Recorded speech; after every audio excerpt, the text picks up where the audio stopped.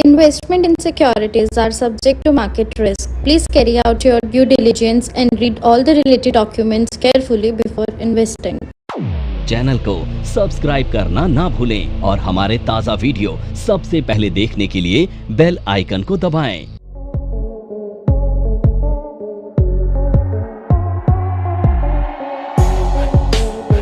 Theta.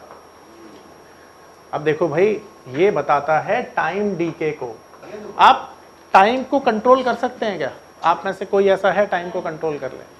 Time को केवल manage किया जा सकता है, कंट्रोल नहीं किया जा सकता है। एम आई राइट और एम आई राइट? है ना? अब समझने वाली बात यह है कि ऑप्शंस में ना जो बायर है उसके लिए ये सबसे बड़ा दुश्मन है और सेलर का सबसे बड़ा दोस्त ही है। पता है क्यों? मैं इसे एक एग्जांपल से आपको बताता हूं। मान लेते हैं 1 जनवरी 2020।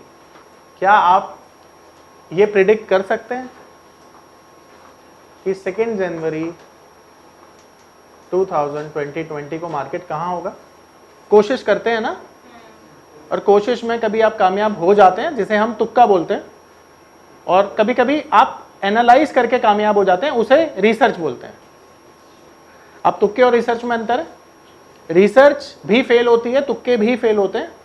तो ऑप्शंस में क्या होता है, आप लोग रिसर्च करके जाएंगे तो रिजल्ट थोड़े ज्यादा अच्छे आते हैं, तुक्के मारेंगे तो रिजल्ट गैम्बलिंग की तरह आएंगे, कभी आएंगे कभी नहीं आएंगे।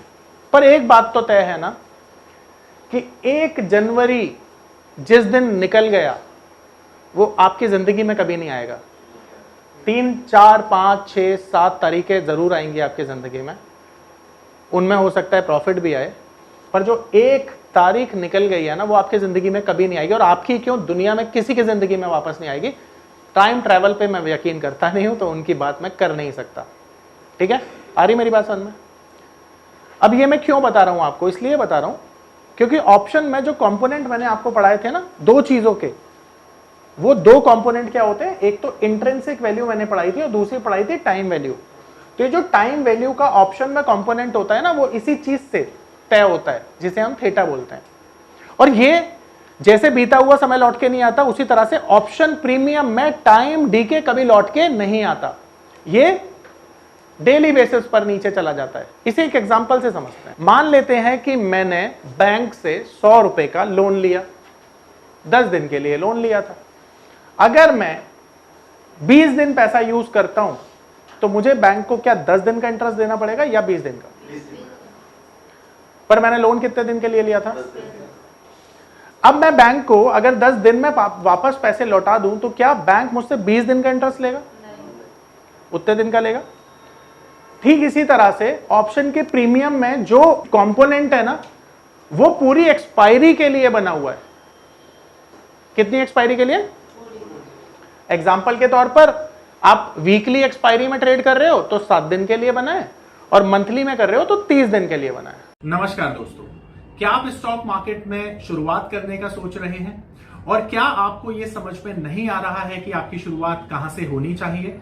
तो मैं आपको एक ऐसा कोर्स सजेस्ट करने जा रहा हूं जो आपकी लाइफ चेंज कर सकता है, और मैं बात कर रहा हूं NIFM का advance level of smart investor course की, जो आपकी लाइफ चेंज कर सकता है। जी हां, आपने सही सुना, NIFM आपके लिए लेके आया है एक ऐसा शानदार कोर्स जो आपको बताएगा कि किस तरह से आप स्टॉक मार्केट में सक्सेसफुली पैसा कमा सकते हैं। और ये कोर्स है advance level of smart investor. Advance level of smart investor course आपको हर छोटी से छोटी और बड़ी से बड़ी मार्केट की बारीकियों के बारे में जानकारी देता है, और ये सभी जानकारियां आपको इस मार्केट में पैसा कमाने में बहुत ज्यादा मददगार साबित होती हैं। तो इस कोर्स को करने के बाद आप मार्केट में सक्सेसफुल ट्रेडर और सक्सेसफुल इन्वेस्टर बन सकते हैं। ठीक है, अब अगर उस ऑप्शन में आप 4 दिन में अपनी पोजीशन काट के निकल जाते हो तो आपने कितना कंपोनेंट यूज किया टाइम वैल्यू का? 4 दिन का। पर अगर आप अंतिम दिन तक उसमें खड़े रहे तो कितना यूज किया? तो यहां पर एक बात तो तय है, जितने ज्यादा टाइम के लिए ऑप्शन के प्रीमियम में आप खड़े रहेंगे उतने ही ज्यादा टाइम का रिस्क भी रहेगा।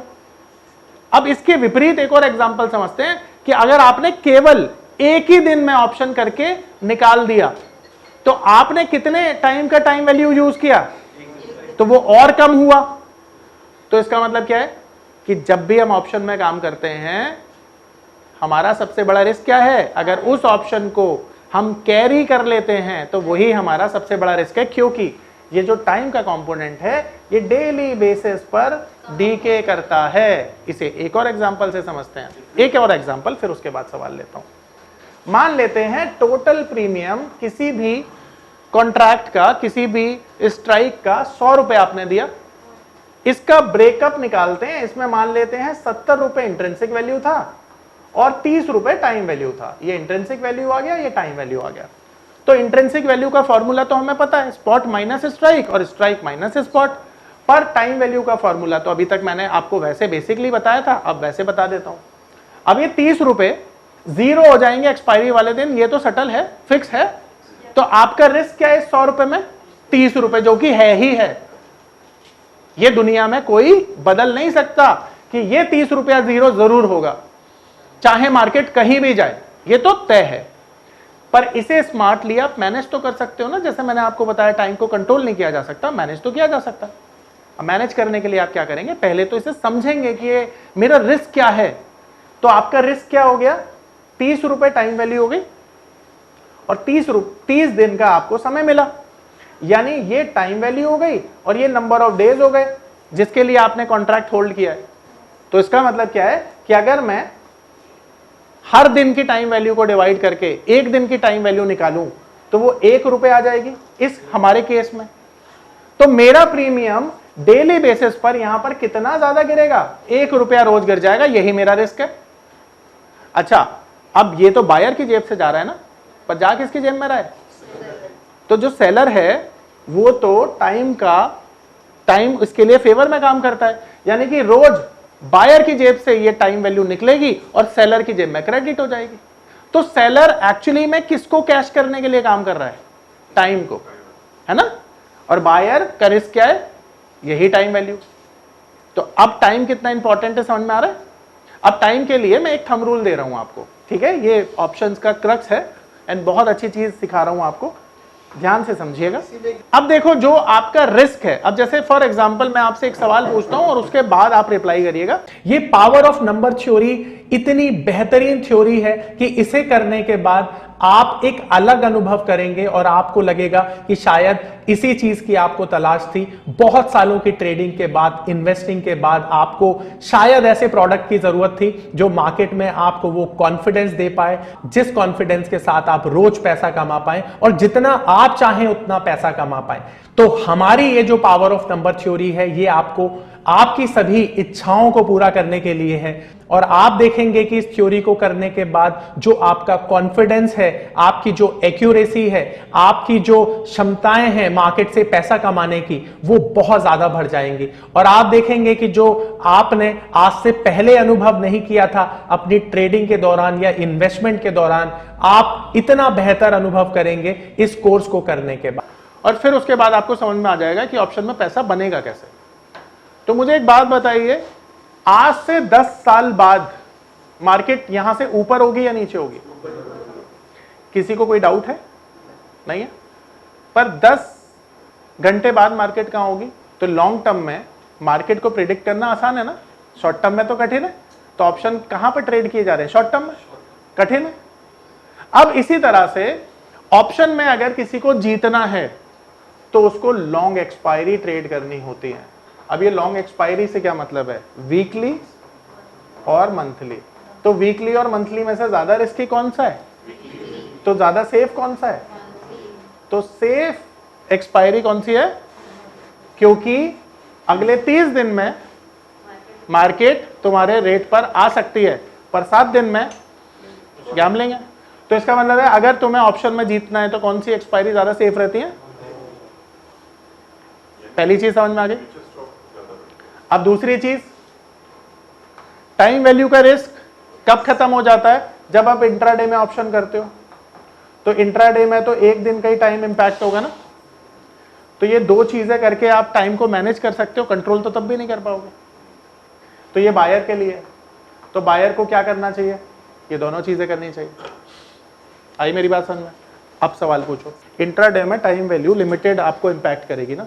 लॉन्ग वीकेंड, तो लॉन्ग वीकेंड में 3-4 छुट्टियां जब आ जाती हैं, ऑप्शन बाइंग नहीं करनी चाहिए, क्योंकि टाइम डीके बहुत रफ्तार से होता है। ठीक है, ये 3 क्रक्स याद रखना बायर के लिए। 3 छुट्टी, बोलो आया समझ में? ये मैंने समझाया तो था तेरे को कि अगर कम दिनों के लिए इंटरेस्ट यूज करेगा तो कम पैसे लगेंगे, ज्यादा दिनों के लिए करेगा तो ज्यादा लगेंगे। अब यहां पर कंपोनेंट ज्यादा होगा ना टाइम वैल्यू का 7 दिन में, तो 7 दिन में अगर वीकली एक्सपायरी ट्रेड करेंगे तो टाइम वैल्यू का भी कंपोनेंट तो ज्यादा होगा, तो ज्यादा होगा तो जल्दी जल्दी गिरेगा वो। यही तो क्रक्स है कि वीकली एक्सपायरी हमेशा रिस्की होती है। और बस एक मैं आपका सवाल लेता हूं, अब एक लास्ट क्रक्स इसमें कि कभी भी ऑप्शन जो लॉन्ग वाले ऑप्शंस होते हैं ना बायर के लिए, फर्स्ट 10 डेज सेफ्टी होती है ऑप्शंस में बायर के लिए। ठीक है, क्योंकि प्रीमियम पहले 10 दिन जल्दी जल्दी डीके नहीं करते और लास्ट के 20 दिन जल्दी जल्दी डीके करते हैं। जैसे मैं एक लाइव एग्जांपल देकर आपको बताता हूं।